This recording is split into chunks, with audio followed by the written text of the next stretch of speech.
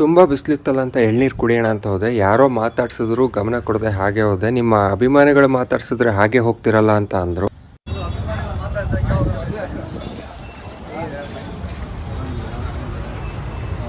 ಒಂದು ಮನೆಗಿದೆ ಸಣ್ಣ ಪುಟ ವಿಡಿಯೋ ಮಾಡ್ತಾ ಇದ್ವಿ.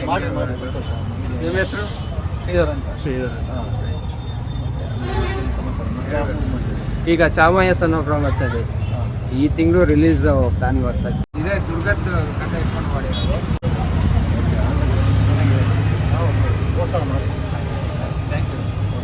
ನಮ್ಮ ದುರ್ಗದ ಜನ ನಮಗೆ ಎಷ್ಟು ಪ್ರೀತಿ ತೋರಿಸ್ತಾರಲ್ವಾ. ಕಡೆಗೂ ಒಳ್ಳೆ ಎಳ್ನೀರು ಸಿಕ್ತು.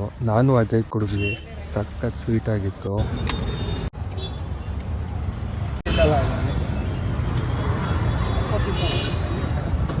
ಬಾರ ಇದರಲ್ಲಿ ಕೊನೆಗೂ ಲೈಟ್ ಆಗಿರೋ ಗಂಜಿ